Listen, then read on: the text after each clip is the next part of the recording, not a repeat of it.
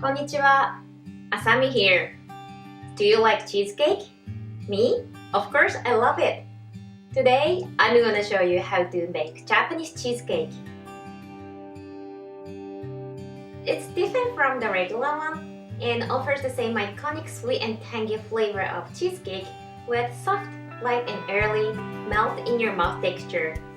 You might know about jiggly cheesecake, but it's a bit difficult to bake a perfect one.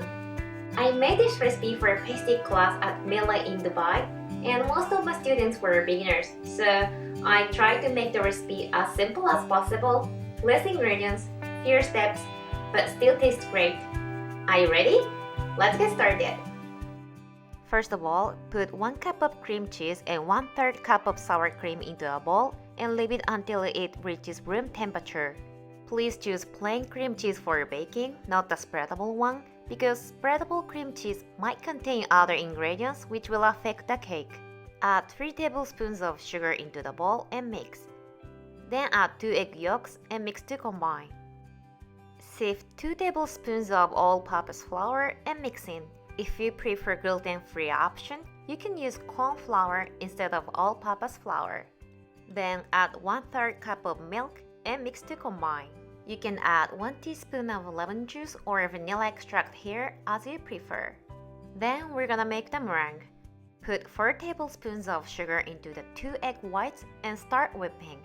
Meringue is the key for this cake. It adds a light and early texture to the cheesecake. Don't whip too much. When you lift up the whisk, the peaks are just starting to hold. Okay, it's done. Add half of the meringue to the cheese mixture bowl and mix them well. Then add the rest of the meringue and mix it gently from bottom to top. Be careful not to overmix, otherwise you will break the air in the meringue and your cake will come out dense. Then divide the batter. You can use a ladle to pour the batter into the baking cups, but I like to use a measuring cup because it's easier to pour the mixture. Place a kitchen towel on a baking tray to stop the muffin trays from slipping and put the muffin trays on it. Pour hot water into a baking tray and bake them at 180 Celsius or 360 Fahrenheit for 10 minutes, or they rise well.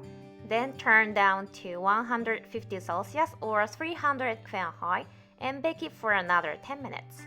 Take them out of the oven and once it's not hot anymore, let it cool in the fridge. You can see the surfaces are cracked, but don't worry, it's because of the meringue. There's usually no cracking when we use commercial ovens in shops, but it's a bit difficult for home ovens as the taste will become dense or we would have to bake them longer at a lower temperature. It's already tasty, but if you like, you can also pipe whipped cream and arrange fresh fruit on top as decoration. Also, you can cover the crack on top.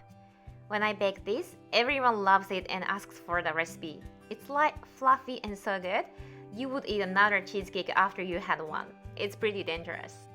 You can find the detailed recipe on my website, and if you want to know how to bake Japanese cotton cheesecake in a professional way, you can also find the online course. The links are in the description below. And please share the pictures if you bake them with hashtag Indiasa. I'd love to see your pictures. And if you enjoyed today's video, it always means a lot when you take a second to give it a thumbs up. Thanks a lot for watching and see you in the next video. Sayonara. Bye!